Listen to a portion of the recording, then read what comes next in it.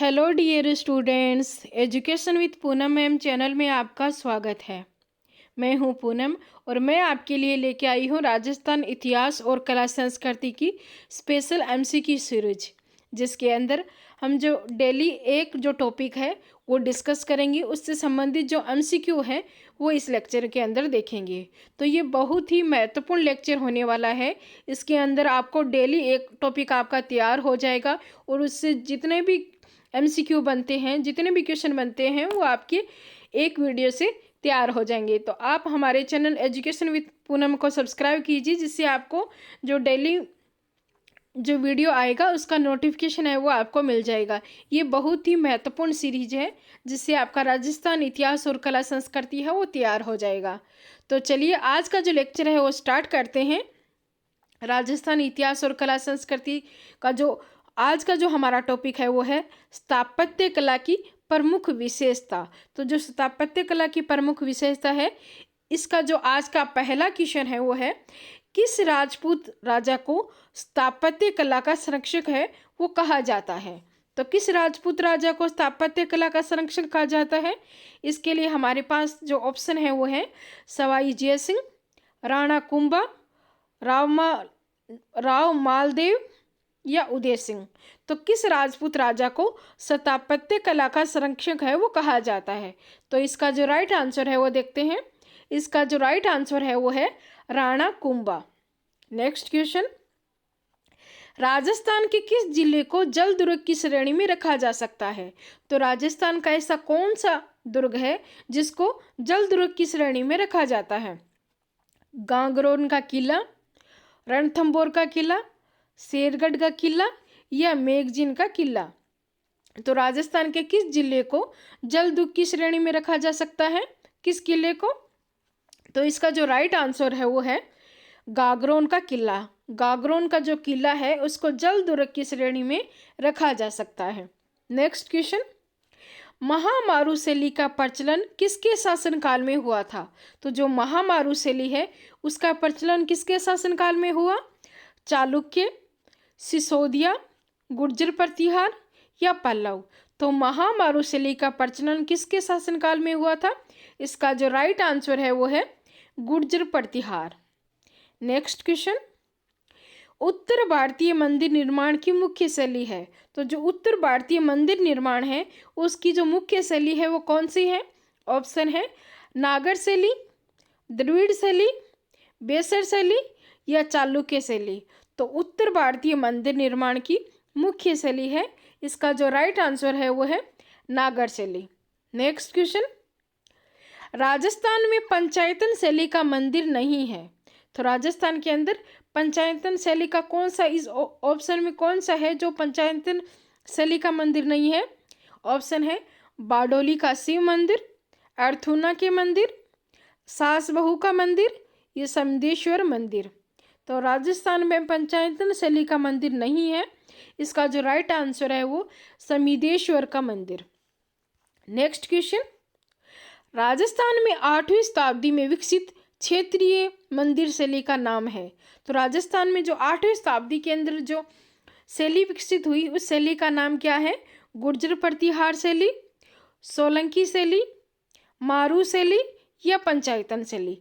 तो राजस्थान में 8वीं शताब्दी में विकसित क्षेत्रीय मंदिर शैली का नाम है, तो इसका जो राइट आंसर है वो है गुर्जर प्रतिहार महामारू शैली।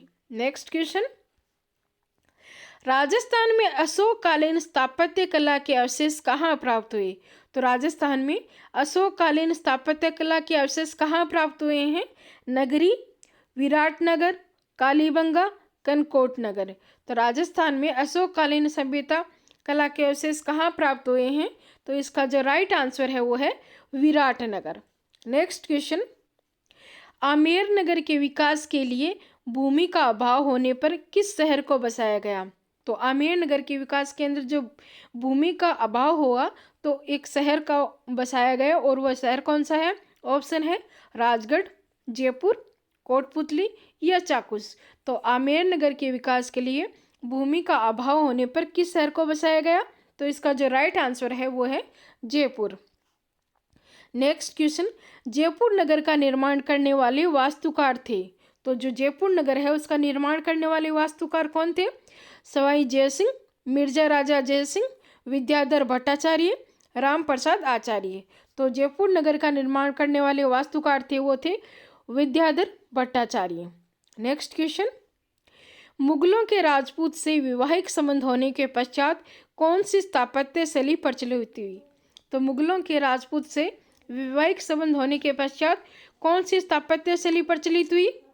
राजपूत शैली, मुगल शैली, मुगल राजपूत शैली या फारसी शैली? तो जो मुगलों के राजपूत से वैवाहिक संबंध होने के पश्चात कौन सी स्थापत्य शैली प्रचलित हुई? इसका जो राइट आंसर है वो है मुगल राजपूत शैली। नेक्स्ट क्वेश्चन, राजस्थान में किलों की स्थापत्य की विशेषता थी। तो राजस्थान में जो किले हैं उनकी स्थापत्य की विशेषता क्या थी? ऑप्शन है ऊंचे टीले, पहाड़ियाँ, दुर्गम क्षेत्रों में निर्माण। दूसरा, चारों ओर मजबूत परकोटे का निर्माण।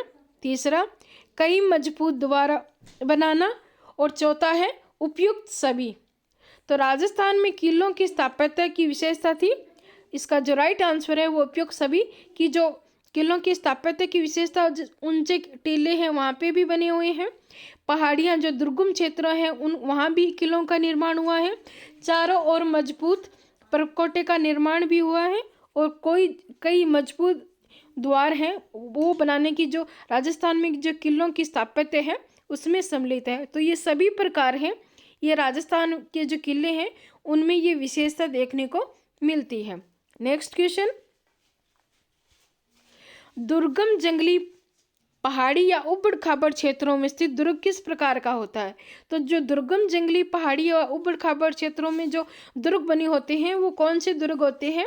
ऑप्शन है एरण दुर्ग, पारिस दुर्ग, पारिद दुर्ग या धानव दुर्ग। तो दुर्गम जंगली पहाड़ी या उबड़ खाबड़ क्षेत्रों में स्थित दुर्ग किस प्रकार का होता है? इसका जो राइट आंसर है वो है एरण दुर्ग। नेक्स्ट क्वेश्चन, पारिक दुर्ग वह दुर्ग होता है जो पारिक दुर्ग है वो कौन सा दुर्ग होता है? ऑप्शन है चारों ओर से मरुस्थल से घिरा हुआ, चारों ओर से जल से घिरा हुआ, चारों ओर से पहाड़ी से घिरा हुआ या चारों ओर से खाई से घिरा हुआ। तो पारिक दुर्ग वह दुर्ग होता है जिसका राइट आंसर है चारों ओर से खाई से घिरा हुआ। जो दुर्ग चारों ओर से खाई से घिरा हुआ होता है उसको पारिक दुर्ग है वो कहा जाता है। नेक्स्ट क्वेश्चन है, राजस्थान के अधिकांश दुर्ग किस श्रेणी के हैं? वन दुर्ग, गिरि दुर्ग, एरण दुर्ग या धन्व दुर्ग? तो राजस्थान के अधिकांश दुर्ग है वो किस श्रेणी के हैं? इसका जो राइट आंसर है वो गिरि दुर्ग। नेक्स्ट, तो डियर स्टूडेंट्स, ये थे हमारे आज के स्थापत्य कला की जो प्रमुख विशेषता है राजस्थान की, उससे संबंधित मोस्ट इम्पोर्टेंट क्वेश्चन। आपको ये क्वेश्चन कैसे लगे कमेंट करके ज़रूर बताएं। आप मेरे channel education with Poonam ma'am को सब्सक्राइब कीजिए, जिससे आपको और भी महत्वपूर्ण वीडियो है वो देखने को मिलेंगे, जिसके अंदर हम जो टॉपिक वाइज है बहुत सारे क्वेश्चन हैं वो डिस्कस करेंगे। तो डियर स्टूडेंट्स, आज के लिए इतना ही। Thank you.